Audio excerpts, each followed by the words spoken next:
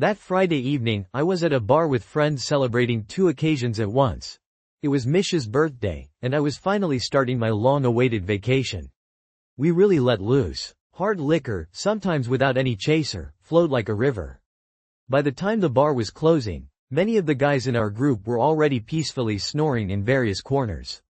Finally, deep in the night, the waiter asked us to leave. After paying the small bill and calling taxis for our completely wasted friends, Misha, a few other guys who were still coherent, and I stepped outside. The night air hit my face, and my mind started to clear. I tried to enjoy the peace and quiet, even with the groans of my drunk friends. When the last of our group, who had consumed enough alcohol to lose the ability to move on his own, was finally picked up by a driver, Misha and I said our goodbyes to the other two guys. Our homes were in different directions, so I started walking toward the park that cut through to the highway. It felt a bit sad to part ways, knowing I wouldn't see them for a while. Our work schedules rarely lined up. Someone was always on a night shift or away on a business trip. That's why we cherished these rare get-togethers so much. Despite the cool air, I was still swaying. I stumbled my way to my apartment building, weaving from side to side. "Hey, you've had a bit too much," chuckled my neighbor, Slava, who had come out for a smoke. "Let me help you." He took my arm and guided me up the stairs. "Thanks, Slava," I mumbled. You should come over sometime. We'll have a beer. You need some mineral water, not beer," he smiled. "Well, here we are. Open up." I fumbled for the keys in my pocket and tried to jam them into the keyhole. Slava helped me get the door open and gave me a gentle push inside. "I can take it from here, Slava." "Thanks," I said, thanking him again. "It happens," he replied. "Have a good night." He closed the door and went back down to finish his cigarette. I locked the door behind him, threw off my coat, and collapsed onto the bed, completely drained of energy. A sudden knock from under the bed didn't surprise me at all.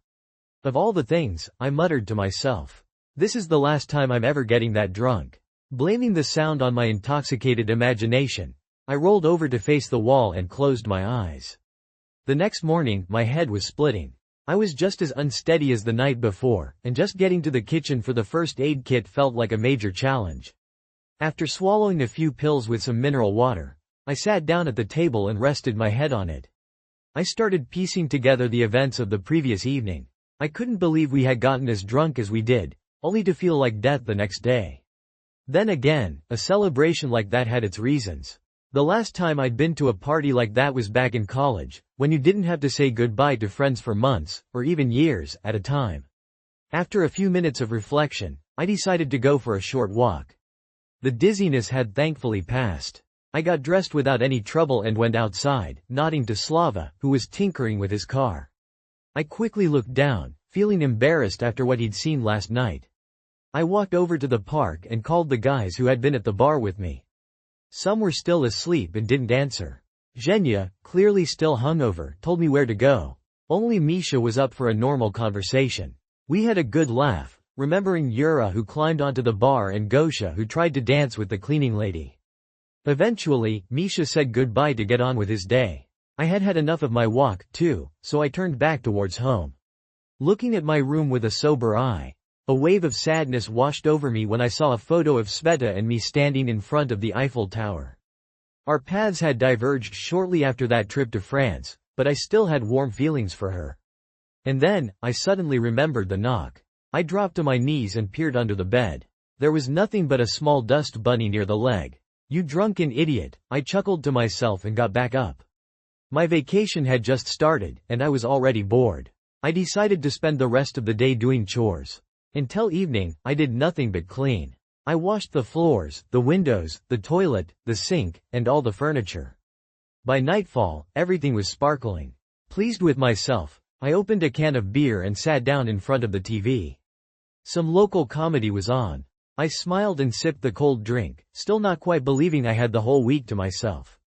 When the movie ended, I noticed the clock hands were well past midnight. Time for bed. After finishing my nightly routine, I flopped onto the bed and closed my eyes.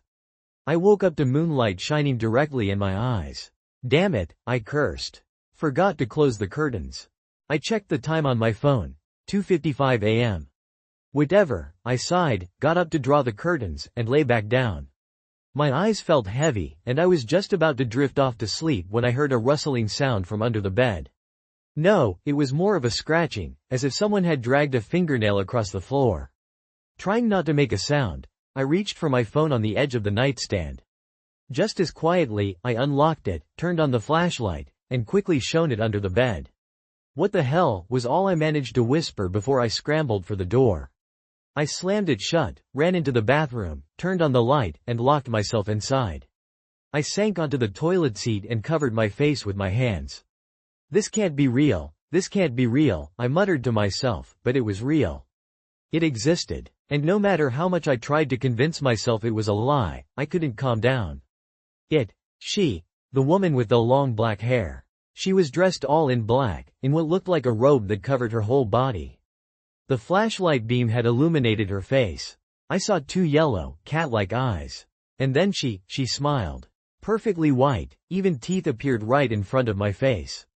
I dropped my phone and locked myself in the bathroom. "Oh God," I whispered, "help me." I don't know how long I sat there on the toilet lid, reciting every prayer I could remember or invent. But when I finally fell silent, I realized it was just as quiet outside my hiding spot. No knocking, no scratching.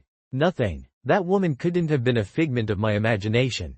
I had caught almost every detail, even though I'd only seen her for a couple of seconds. She was definitely lying there, looking at me. Smiling. But how? And when? How long had she been under my bed? And how did she get there? Panic alternated with reason. One moment I was shivering, the next I was on the verge of tears, and then I was lost in thought.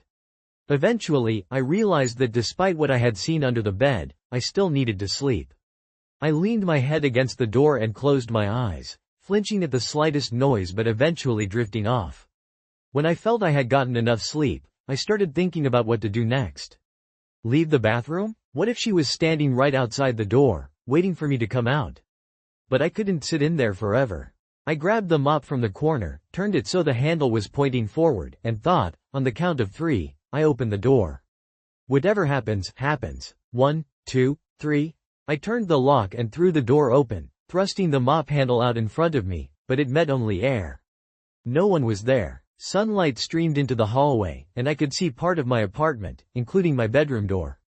It was still closed. I don't know what came over me, but instead of running out of the apartment as fast as I could, I moved toward the closed door. I repeated the same maneuver, throwing the bedroom door open with the mop handle extended. To my relief, that room was empty too. I really didn't want to do it, but I found the strength to look under the bed. Empty. Unconvinced, I pulled the bed away from the wall and examined every inch of it and the wall for any kind of opening. There were none. My first thought was that I was losing my mind, but I quickly dismissed that idea. I decided to search the entire apartment one more time, opening every closet and cabinet, for clothes, for books, for kitchenware. Nothing. Absolutely nothing. I knew the terrifying woman might have just been a bad dream or a side effect of the beer, but at the same time, I knew I couldn't survive another night alone in that apartment. I started trying to figure out what to do. Staying with friends was a bad idea. That would only delay solving this terrifying mystery.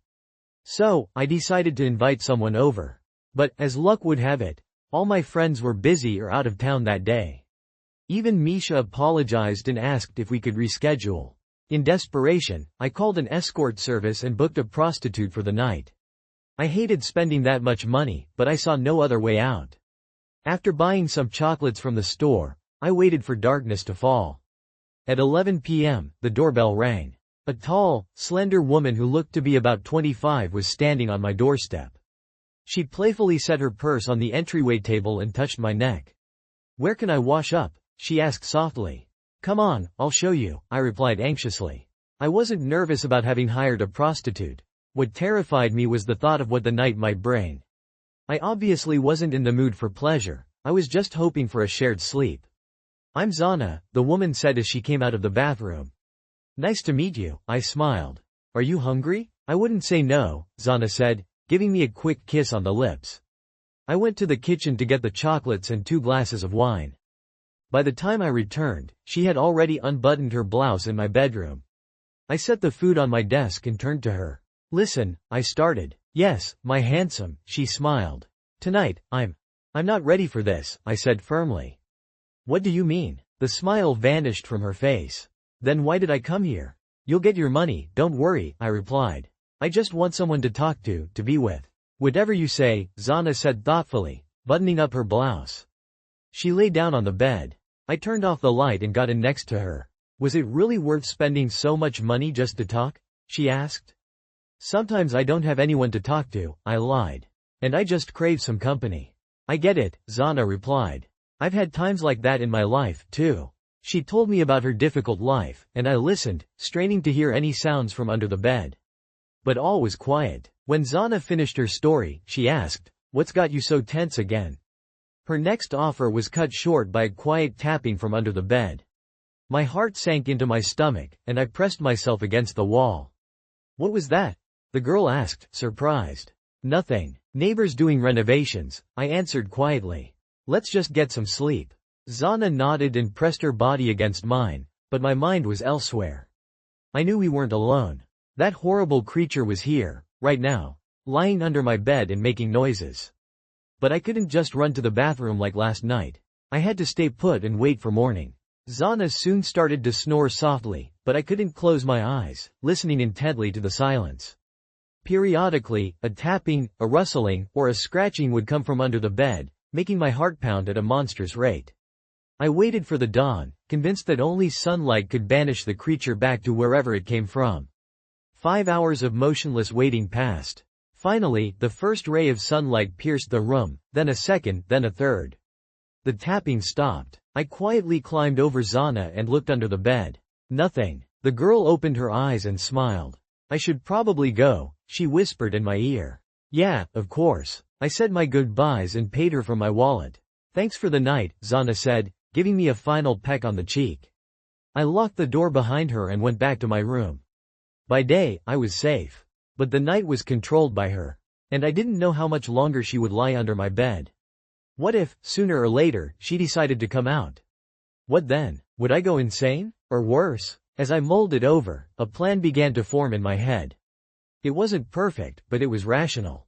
I got a saw from my toolbox and approached the bed. I made cuts in all 4 legs, then carefully lay down. I gave a sharp jerk, and the bed crashed to the floor with a loud thud. Perfect. I set the bed back on its legs and waited for night. I wondered if there was anything about this on the internet.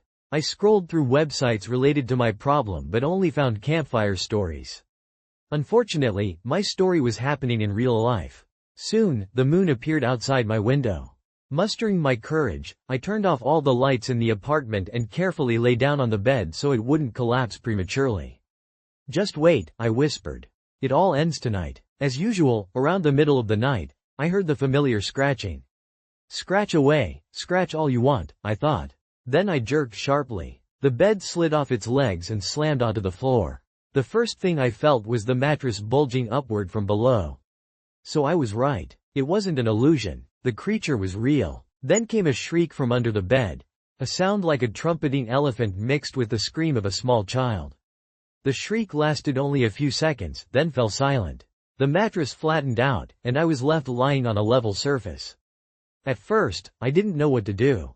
Then I grabbed my phone from the nightstand and shined the light under the bed. It was a sight both gratifying and horrifying. There was finally nothing under the bed, but a huge puddle of dark red blood was spreading out from underneath it, as if I had just slaughtered a pig. The blood smelled like sewage, and I covered my nose to keep from gagging. I didn't dare touch the liquid. Still in shock, I sat on the bed for a few more minutes, staring into space. Then I leapt over the puddle and ran to the kitchen. I took a clean cup from the cabinet and scooped some of the liquid into it. I grabbed my phone and dialed Misha's number. After several long rings, he finally picked up. "Vic, are you out of your mind?" he asked. "It's 3 in the morning. Misha, I'm sorry," I stammered. "Can you go with me to a lab tomorrow?" What lab?" he grumbled. "I need to get some samples tested urgently," I said. "Can you do it? To a lab?" "Definitely not," Misha answered sadly. "It's not open right now." He paused to think. "Bring it to my place. I'll take a look at it myself." "Misha, thank you so much." I was overjoyed. "When can you come by?" "Let's say 5 a.m., he replied wearily. "I'm in no condition to work right now." "Deal," I confirmed and hung up. Misha worked as a lab technician and had his own small laboratory at home where he spent his free time. I couldn't go to anyone else, it would sound ridiculous at best. So, I crushed a woman who appeared under my bed every night, and now I want to know who she was. Of course, I could just forget about it forever, clean up the blood, and go on with my life, leaving the woman in black in the past. But who could guarantee that the creature was dead and not just gone, like she was every morning? What if I had only angered her, and tonight she would decide to act? I had to find out as soon as possible. I sat for hours, waiting for the right time. The blood had spread across the floor and dried. The cup with the dark liquid stood on the table next to me. Finally, when the clock showed 4:30, I got ready, covered the cup with a cloth, and headed to Mish's. He met me in his bathrobe and led me into the apartment. We went into his small lab. A desk covered with all sorts of flasks, a bed, a nightstand with some instruments on it, and a stool. That was pretty much everything in the room. "Okay, what did you bring?" Misha said. I showed him the cup. He looked at me, astonished. "Where did you get a cup of blood?" "It doesn't matter," I replied. "I'm just asking you to find out what this is. I'll tell you everything, but later." "Alright, fine," Misha said, taking the cup. "Why does it stink so bad?" He wrinkled his nose. "You didn't happen to kill someone, did you?" "Of course not. What are you talking about?" I laughed nervously, even though I knew that, in essence, I had. The question was who, or what, I had killed. "Okay, Vic," Misha sighed. "Any risk is on you. And listen, I can't work when someone's standing over my shoulder." Of course, I agreed. "I'll come back later. I'll call you this evening," Misha reassured me. "Thanks again," I said and left the apartment. It was a good thing Misha was still half asleep. Otherwise, he would have bombarded me with questions. Luckily, I managed to leave before he fully woke up. I had no desire to go home to that pool of blood, so I headed to the park. On the way, I ran into Slava, who was returning from the store. "Vic," he started, "what was all that noise last night?" My neighbor asked, surprised. "Sorry, Slava," I joked, I dropped a chair. "Alright. Well, be more careful," Slava said, clapping me on the shoulder before heading towards our building. I sat down on a bench, put in my headphones, and turned on some calming music. It had been a long time since I'd felt so relaxed. I leaned my head back and dozed off as a warm breeze blew across my face. My blissful state was interrupted by a phone call. "Vic, get over here, now. Now," Misha said. His voice unnerved me. I had never heard my friend sound so frantic. I could almost picture him hopping on one leg from nerves. "I'm on my way," I said and broke into a run towards his building. "Can you tell me what's going on?" "When you get here," he replied and hung up. I ran all the way to Misha's building. A young woman held the main door open for me. I bolted up to the 5th floor and rang the bell, but Misha didn't rush to open it. I rang again, but it was silent on the other side of the door. I swore under my breath and called his phone. The automated voice of an operator greeted me. "The subscriber is temporarily unavailable." I sat down on the steps, then rang the doorbell again, holding the button down for several minutes, but it was no use. I had never felt so awful in my life. Even the woman under the bed seemed less frightening than what I was going through now. I had just been talking to Misha on the phone. There was no other choice. I took out my phone and called the police. The local officer arrived with 2 locksmiths. He listened to my story about how my friend seemed to have vanished in a short period, cutting off all contact with the outside world. "Get started," the officer told the locksmiths. They began drilling the lock on the door while the officer stepped away to make a phone call. A few minutes later, 2 of his colleagues came up to the landing, waiting for the door to be opened. After a few more minutes, the lock was broken. The officer, his 2 assistants, and I behind them, entered the apartment. We went through the hallway toward the lab. Misha had turned off all the lights for some reason, so we had to turn them on as we went. He didn't respond to his name, which only heightened the tense atmosphere. When we reached the lab door, we saw that it was closed. The officer grabbed the handle and threw it open. The flasks that had been on the desk were scattered all over the room. Their contents were on the floor, on the walls, and some had even splattered onto the ceiling. The desk had only 3 legs and was tilted to one side. The stool and the bed were overturned, and the instrument that had been on the nightstand was smashed. Misha was nowhere to be found. What could have happened here? The officer mused. He sent his assistants to search the rest of the apartment while he stayed with me in the lab. While he was on the phone calling for backup, I noticed 3 scratch marks on the desk. He tried to hold on, but he wasn't strong enough. My doubts vanished. It was her, 100%. The woman in black. She had somehow gotten in here. I grabbed my head and ran out of the apartment. The officer followed me. "Are you all right?" he asked, placing a hand on my shoulder. Yes, of course," I whispered, turning away. I was trying to hold back tears. It was my fault my friend was hurt. I had no idea what happened to him, but I knew it was nothing good. She had finally come out from under the bed and taken him. She must have realized Misha could tell me the results of his analysis. Time seemed to slow down for me. More police officers arrived on the floor. The officer asked me to get into his patrol car. We drove towards my house, and then it hit me, the pool of blood. No one had cleaned it up. It was still there, dried and stinking on my floor. I asked the officer if we could just handle everything at the station, but he just shook his head. We stopped in front of my building. A couple of police officers followed the lead officer and me inside. As we climbed the stairs, a surprised-looking Slava passed us on his way down. I put the key in the lock and opened the door. I hadn't even had time to come up with an explanation for the blood and decided to just play it by ear. Who knows what would have happened if I hadn't crushed that terrifying creature with my bed. Maybe things could have been better. But now, it doesn't matter. A lot of time had passed since I was last in my own room, but what I saw next, I will never forget. The stain of dried blood was still on the floor, which was enough reason for the police to grab my arms. I was ready to tell them everything, but I fell silent the moment the officer lifted the bed. Misha was lying underneath it. It's been a month now, and I'm living in a cell with 2 other guys. One of them, Vasya, is in for theft. The other, Borya, is a murderer. But neither of them thinks I'm normal, not since they found out the details of my case. Misha was found lying in a pool of blood with his stomach torn open. The missing leg from his desk was almost entirely shoved into his mouth, with one end sticking out of his torn abdomen. His bones were shattered as if someone had crushed them with a bed. The blood that had pooled on the floor belonged to him. Who am I kidding? All the evidence pointed to me. At first, they thought I was insane, but since I acted normally, they proceeded to trial. The court gave me the harshest sentence: life in prison. I had no defense, so I didn't even mention the woman in the black robe. Life in prison is hard, but it's calm. Now I don't fear for my life, not when I have 2 big guys living in the cell with me. The funny thing is, I was wrong again. After a month here, I heard a quiet knock from under my bunk. I told my cellmates about it, but they just kicked me in the stomach. They can't hear the woman in black. Only I can see and hear her. She wants me. Last night, I saw her reach her black, mangled hand out from under the bed. There is no escape from here. I convinced a guard to give me a pen and a notebook. I will write as long as no one is watching. I hope maybe this text will help someone. But know this. If the woman in black has come for you, you can't be saved.